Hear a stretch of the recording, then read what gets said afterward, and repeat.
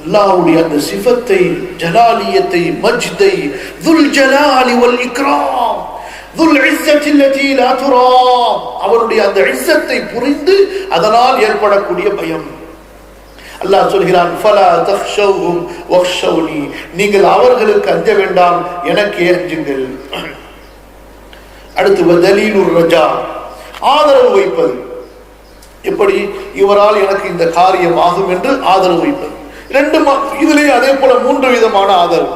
ஒரு ஏழை, ஒரு கொடுக்கக்கூடிய செல்வந்தரை பார்க்கும் போது இவர் ஏதாவது நமக்கு கொடுப்பார் என்று ஆதரவு வைக்கிறது, இது ஷிர்க் கிடையாது.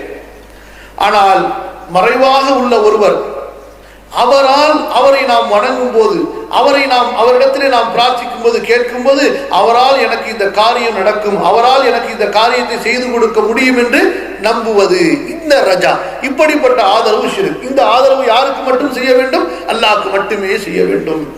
அல்லாஹ் சொல்கிறான், فَمَنْ كَانَ يَرْجُو لِقَاءَ رَبِّهِ فَلْيَعْمَلْ عَمَلًا صَالِحًا وَلَا يُشْرِكْ بِعِبَادَةِ رَبِّهِ أَحَدًا.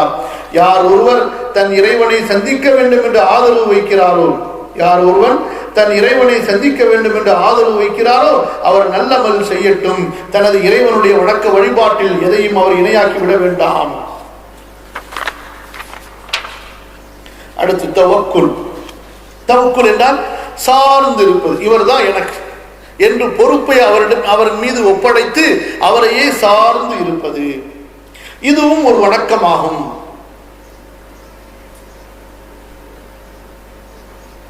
எப்படி? உதாரணமாக இன்று மக்கள் இந்த தவக்குலுடைய விஷயத்திலே நிறைய ஷிர்க் செய்து கொண்டிருக்கிறார்கள்.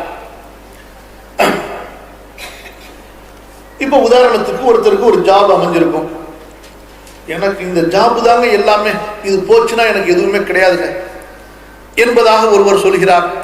அல்லது ஏதாவது ஒரு ஊர்ல போய் அவர் நல்ல சம்பாதித்து செட்டில் ஆயிருப்பார், நல்ல வசதியோடு இருப்பார். இந்த ஊரு தாங்க எனக்கு எல்லாமே கொடுத்துருச்சு, இந்த ஊரை விட்டு நான் போயிட்டா அவ்வளவுதான், நான் நாசமா போயிடுவேன், எனக்கு ஒண்ணும் இல்லாம போயிடும், இந்த ஊரு தான் எனக்கு ரிஸ்க், இந்த ஊரு தான் எனக்கு எல்லாமே. இதுதான் தவக்குல்.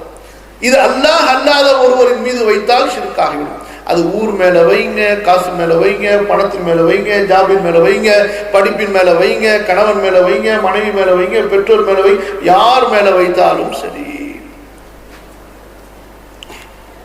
وعلى الله فتوكلوا إن كنتم مؤمنين. சூரா அல்-மாயிதா 5வது அத்தியாயம் 23வது வசனம்.